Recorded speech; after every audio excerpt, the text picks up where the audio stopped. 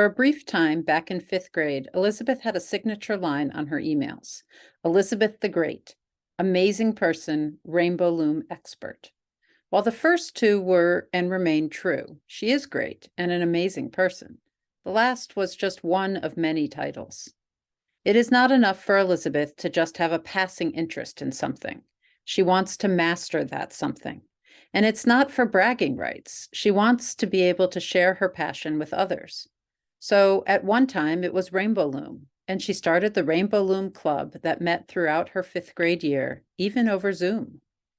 There was sewing, something she taught herself how to do, and then she proceeded to teach others, including a teacher. She custom made beautiful cloth masks for many of us during the early months of the pandemic. Mine included a special wire along the nose to help keep my glasses from fogging up. Her wonderfully creative stories couldn't be contained in her notebooks. She brought them to a larger audience and inspired others to join her when she contributed to and then edited the Globe. As her passion for baking grew, she offered to bake batches of cookies, including delicious gluten-free ones, and she would accept payment commensurate with the value the buyer placed on them after eating them. Her sewing became much more sophisticated, and she opened the Akiba Crafts Shop to sell her impressive wares to raise money for her class's trip to Israel. The crafts shop lived online on a website of Elisabeth's creation, and orders were placed on an order form of Elisabeth's design. This is Elisabeth, full of creative, make-it-happen energy. That has always been Elisabeth. But we have also seen Elisabeth take her creative energy and make it something even more wondrous, something that adds to the experience of everyone around her. The fifth grade Elisabeth was surely an expert rainbow loomer, but a solo expert loomer who wanted to teach others. The eighth grade Elisabeth organized a crafts shop so that her classmates could join in the fun. She now sees her peers as fellow travelers with whom she can learn and grow. But there's a hard truth that creative people often encounter. Putting your ideas out into the world is not always so straightforward. There's often a lot of trial and error. Not all masks come out perfectly. Not all stories sparkled. The crafts shop didn't attract so many customers. And learning to deal with error without being stymied by frustration is one of the most significant ways we at Akiba have seen Elisabeth mature over the years. While we have seen Elisabeth achieve expertise in a wide array of subjects and activities, and we know Elisabeth's comfort zone is at that level of excellence, nobody becomes an expert without frustration. Earlier in her schooling, on occasion, Elisabeth could be heard saying to a teacher, "There's something wrong with this assignment because I don't get it." Over time, with admirable courage and a true growth mindset, Elisabeth has found a deeper and wider pleasure in the learning process. Most recently, she has even been overheard saying, "Well, I did my best, but it's not quite right yet." She has become thirsty for feedback and grateful for any and all instruction and support that she receives. When I wasn't quite fast enough at responding to one of Elisabeth's requests for feedback, she sent me a note saying, "I know I seem a little impatient, but if you were me, you would know why." Her self-knowledge has grown alongside her long list of talents, and as she can better distinguish her needs from her wants, she can even laugh at herself when it's called for. I know I speak for all of the teachers at Akiba Schechter when I say that we marvel at Elisabeth's student skills, her natural curiosity, and her joyful love of learning and doing. She has been a treasured member of every single class she was in. We admire how she draws meaningful connections among her Torah and secular learning and strives to make people around her feel good. Elisabeth, we celebrate that you have slowed down just enough to more fully appreciate the learning and not just the achieving. We are excited to see where your strengths and interests take you next. Mazel tov. A graduation speech at Akiba is almost like a recap of the most memorable things that happened during someone's time at Akiba. It usually includes anecdotes from specific experiences, takeaways, and, of course, some thank yous. However, for me it was difficult to do that because I've been at Akiba for 8 years and there are so many things that I would have to cover for that recap that the speech would take an hour instead of the maximum 6 minutes. This knowledge of so many things to write about caused me to sit and stare at the blank Google Doc in front of me, unsure of what letters to press and what words to form in that black digital ink. Thankfully, I had one of my favorite teachers here to keep her around, Miss Chipman, who gave me some important advice. Just write and the rest will come. And the backspace button is always available. When I was thinking of things to write the speech about, I realized one thing. My experience at Akiba was shaped not by the subjects in classes, but by the teachers who taught them, because the way a teacher teaches the class determines if it is going to be an engaging and compelling class or not. That became the main focus of my speech. The rest is history.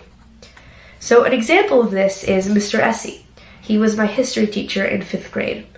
I don't know if Mr. Essie knows this, but I actually used to dislike history. It's crazy thought now, but I used to consider history as a whole boring subject. That is only because it hadn't been taught in a good way to me. Mr. Essie changed that. His classes were full of humor and were actually fun. One time I will always remember is when he gave the class a paper titled Nakarema. It was an article about a really weird culture that went to shrines multiple times a day, had a magical potions box, and put sticks with hair-like bristles in their mouth. In the end, wait for this, he told everyone that the Nakarema were actually American, spelled backwards. The shrines were the bathrooms, and the potion box was a medicine cabinet, and the stick with hair-like bristles was a toothbrush. I laughed so hard after that, and now I think I look at backwards spelling more because that was such a great trick. I really looked forward to history classes with him. He taught history in a way that I really connected with. His class would change my perspective on history and taught me that you haven't really experienced a subject if it wasn't taught to you by the right teacher. And unrelated to his teaching, the best thing about Mr. Essie is surprise in the hallways, and his baby daughter Lizzie, who coincidentally had the same name as I do, but it's spelled differently. Thank you, Mr. Essie. If you're looking for a teacher who brings awesome vibes into the classroom, look no further than Mr. Amiel, one of my math and Hebrew teachers. I think much of my love for math comes from Mr. Amiel. He made every class fun and brought so much light and personality into the room. In addition to being a great math teacher, he also had a lot of riddles that actually stumped me. There was one time where he told me a riddle with light switches that took me weeks to solve. But when I did, and it had to do with looking at a chessboard, it was a very proud moment. However, there was more to Mr. Amiel than just math and riddles. In 7th grade, I had Mr. Amiel for one-on-one Hebrew. He taught the class in a perfect way, relatively fast-paced, happy, with plenty of interesting conversations. But my favorite thing about Mr. Amiel is how he really loves what he teaches. Mr. Amiel has a true fondness for math, and was so excited to teach it to me in my class. Mr. Amiel, wherever you are, I want you to know that I still miss you and hope you're having a great time. Thank you for multiple outstanding years. Ms. Rotfeld is one of my best science teachers and has been my science teacher since 5th grade. Science class could have been a boring class. It could have been just looking at facts and taking notes on those facts. Well, there is taking notes, and there's definitely a lot of facts and slide decks, but the thing with Ms. Rotfeld is her teaching style. She has a high expectations, which means in science, if I ask for help, she answers, "That looks hard," and leaves. Although it is frustrating, don't get me wrong.